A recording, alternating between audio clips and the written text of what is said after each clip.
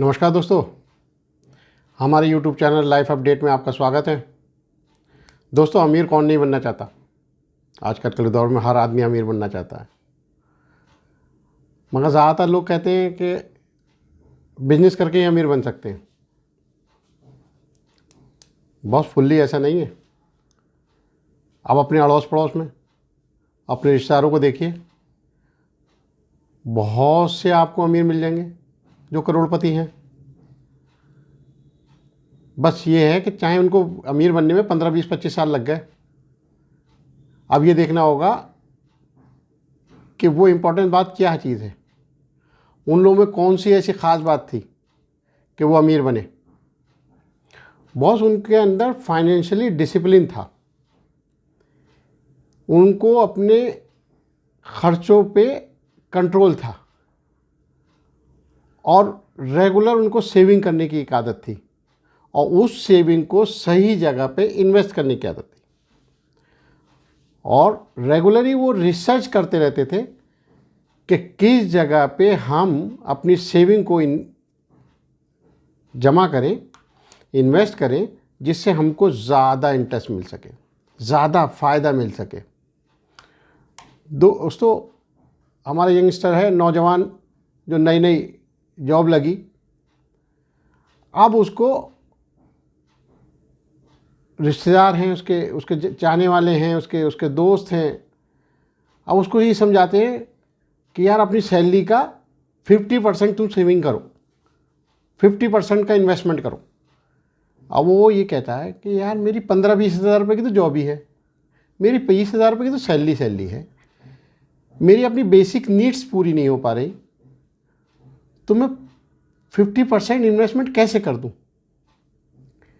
अब वो इस चक्कर में इन्वेस्टमेंट शुरू ही नहीं कर पाता। अब उसकी पढ़ाई के दौरान के अपने सपने हैं,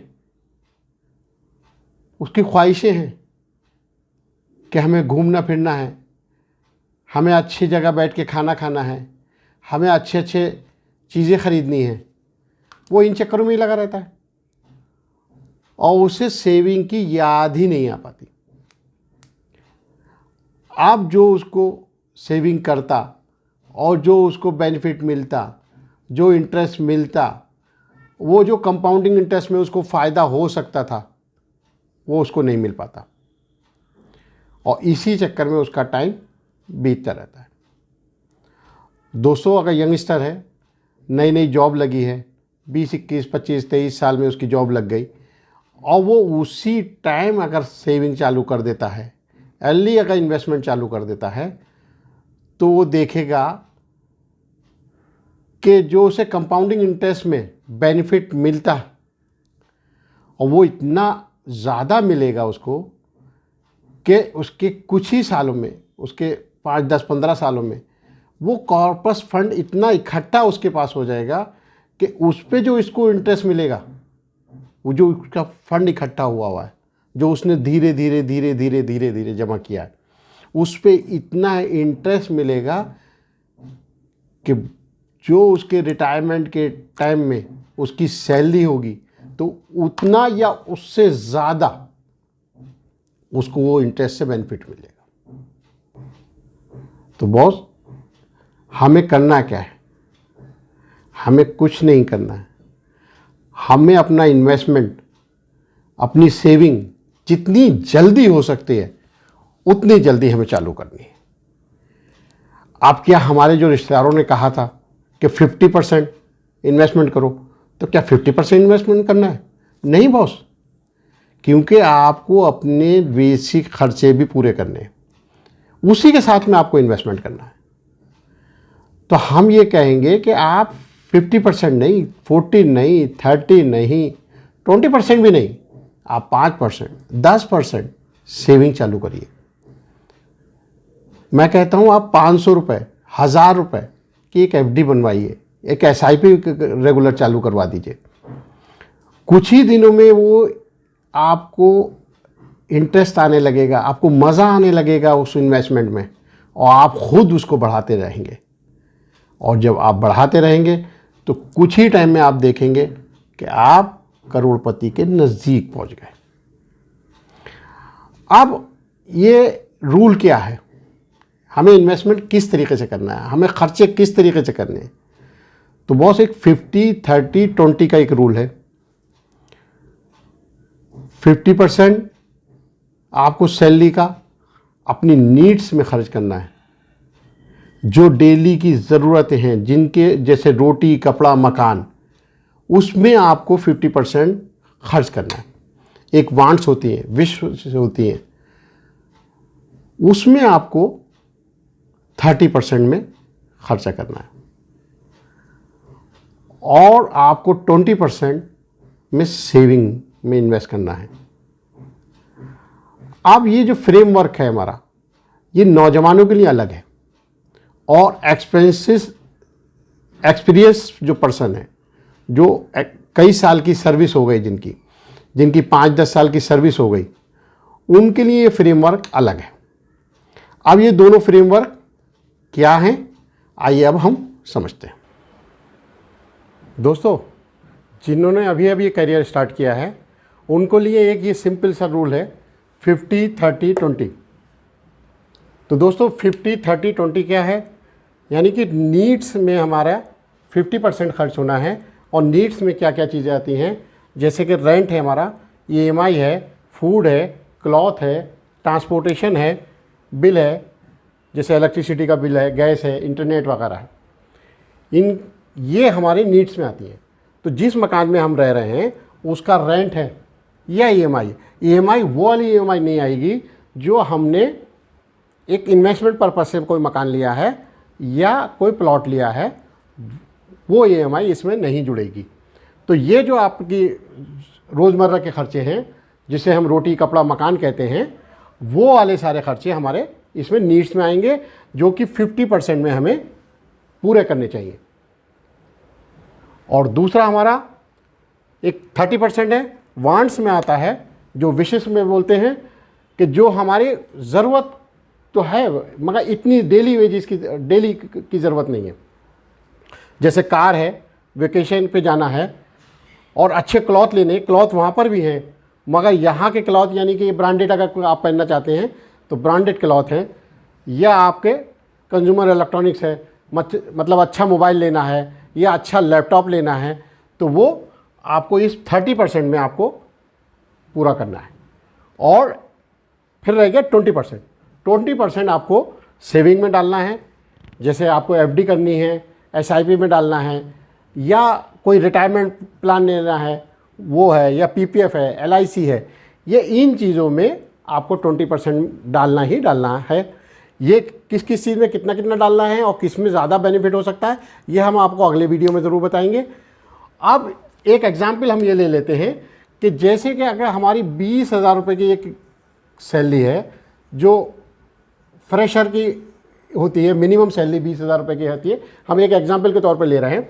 तो 20,000 में यानी कि 10,000 रुपये हमारे नीड्स में खर्चा करना है हमें, यानी कि जो ये रेंट, EMI, फूड वगैरह था, उसको हमें 10,000 में पूरा करना है। ये देखना है कि आपको किस तरीके से करना है और इसमें क्या क्या खर्चे आपको नीड्स में जोड़ने हैं, आप अपने हिसाब से जोड़ सकते हैं। दूसरा 30% आपका रह गया, यानी कि 6,000 रुपये में आपको अपने वांट्स में खर्च करने हैं, अपने विशेष में पूरे करने हैं, जो आपकी ख्वाहिशात हैं उसमें, जैसे आपको कार है, वेकेशन पे जाना है, एक्सपेंसेस हैं, या क्लॉथ लेने हैं अच्छे वाले, ये आपको 30% के यानी कि 6,000 में नियर अबाउट में, यानी कि साल भर के लगभग हम सोचते हैं कि 72,000 रुपये में आपको 72-75,000 में आपको पूरे कर लेने चाहिए। फिर रह गया आपका 20%, यानी कि एक 4,000 रुपये आपको सेविंग में पर मंथ आपको डालना ही चाहिए। वो किसी चीज़ में भी आप डाल सकते हैं जिसमें आपको सही लगता है, मगर 4,000 के हिसाब से आपको डालना ही डालना चाहिए। वो जैसे मैंने अभी पहले बताया कि आप एक अकाउंट खोल लीजिए, जिसमें सैलरी आते ही आप सेविंग वाला पार्ट उसमें डाल दीजिए और वहाँ से आप इन्वेस्टमेंट अपना करिए, जिससे आप उसको छूने की ज़रूरत नहीं पड़े। अब ये प्लान तो वो हो गया जो आपके जिन्होंने नया नया कैरियर चालू किया है उनके लिए तो ये एक प्लान है। मगर जो लोग 5-6 साल सर्विस कर चुके, एक्सपीरियंस होल्डर आदमी हैं, वो सेविंग करते चले आ रहे हैं, उनके लिए ये होगा। उनके लिए ये प्लान, ये रूल्स फॉलो नहीं होता। उनके लिए दूसरा रूल है। वो कौन सा रूल है? उसमें क्योंकि आप 5-6 साल 7 साल जब आपकी सर्विस हो गई तो आपकी सैलरी डबल हो जाती है, डबल की 3 गुना और 4 गुना भी हो जाती है। तो सैलरी जब आपकी बढ़ चुकी है तो फिर ये आपके नीड्स और वांट्स और सेविंग का प्रोपोर्शन इस टाइप से नहीं रहेगा, वो दूसरा रहेगा। उसके लिए आपको क्या करना होगा? अब हम एक एग्जांपल लेते हैं कि ये आपकी सैलरी जो थी 20,000 के बदले